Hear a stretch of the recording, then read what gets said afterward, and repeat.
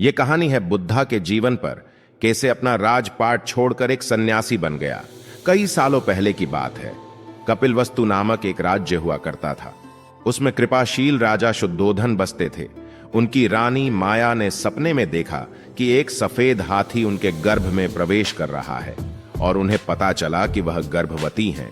राज्य ने ताजगी से राजवंश के आगामी उत्तराधिकारी की खबर से रंग भरा। राजवंश ने जन्म लिया और वह राज्य के राजकुमार बने। उनका नाम प्रिंस सिद्धार्थ रखा। उन्हें ऐश्वर्य और सुख के बीच जन्म मिला। हालांकि राजा शुद्धोधन ने अपने पुत्र के भविष्य के बारे में चिंतित होकर सभी संभावित सुखों से उसे घेर दिया। देखने के बावजूद सिद्धार्थ की करुणापूर्ण प्रवृत्ति और जिज्ञासा ने उसे महल की दीवारों से बाहर निकलने के लिए प्रेरित किया। एक दिन सिद्धार्थ शहर में गए और वृद्धावस्था, रोग और मौत का दृश्य देखा। उन दृश्यों ने उनके मन को विचलित कर दिया और उन दृश्यों ने उन पर गहरा प्रभाव डाला। मानव के पीड़ा का बोझ समझकर उन्होंने जीवन के मौद्रिक सवालों के उत्तरों की खोज में बाहर निकलने का निर्णय किया। महल के जीवन को पीछे छोड़ते हुए सिद्धार्थ एक भिक्षुकी रूप लिया। विभिन्न आध्यात्मिक शिक्षकों से मार्गदर्शन प्राप्त करने के लिए उन्होंने अत्यंत तपस्या की, लेकिन सच्चे उत्तरों का कोई पता नहीं मिला। उनके असफलता के बाद उन्होंने एक मध्यम मार्ग का अनुसरण करने का निर्णय लिया, जिसमें उन्होंने भोग और कठिन तपस्या दोनों को अस्वीकार किया। बोध गया के बोधि वृक्ष के नीचे सिद्धार्थ ने निर्धारित किया कि वह समझदारी प्राप्त होने तक ध्यान में रहेंगे। तीव्र ध्यान के दौरान उन्होंने राक्षस मारा द्वारा प्रस्तुत की जाने वाली प्रलोभनों और बाधाओं का सामना किया।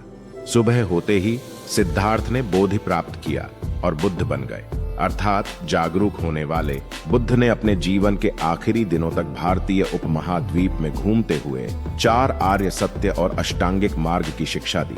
उनकी कृपा सभी वर्गों के अनुयायियों को स्वीकार करती थी और उनकी शिक्षाएं दुख की अनित्यता, जीवन की सत्यता और मुक्ति की दिशा में थी। उनका दिया गया संदेश आत्मसमर्पण, करुणा और शांति की ओर मुखित था। गौतम बुद्ध की कहानी एक समृद्धि और सुख के भरपूर जीवन से लेकर तपस्या और आत्म अन्वेषण के माध्यम से मुक्ति की ओर बढ़ने की एक अद्वितीय यात्रा है। इसके माध्यम से हमें मानवता की पीड़ा के स्वाभाविक अस्तित्व और उससे मुक्ति प्राप्त करने के लिए सत्य, आत्मसमर्पण और समझदारी की महत्वपूर्ण शिक्षाएं प्राप्त की।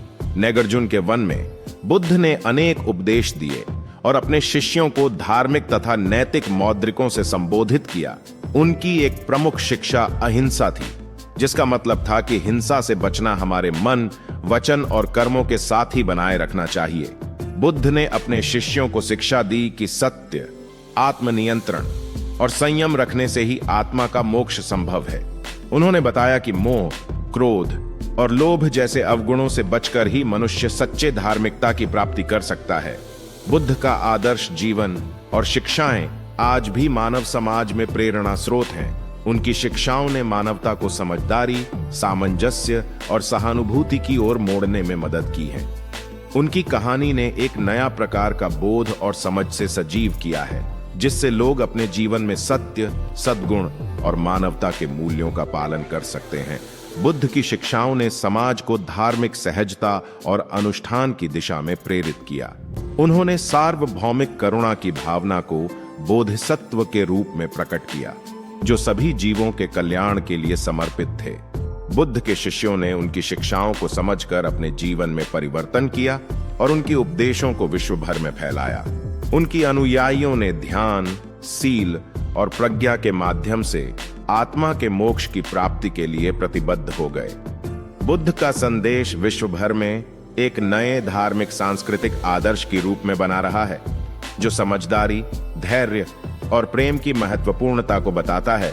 बुद्ध की उपदेशों ने जीवन को सरल और शांतिपूर्ण बनाने का मार्ग प्रदर्शित किया है और आज भी उनका संदेश सत्य, सहजता और मानवता के मूल्यों को सजीव रूप से जीने के लिए प्रेरित कर रहा है।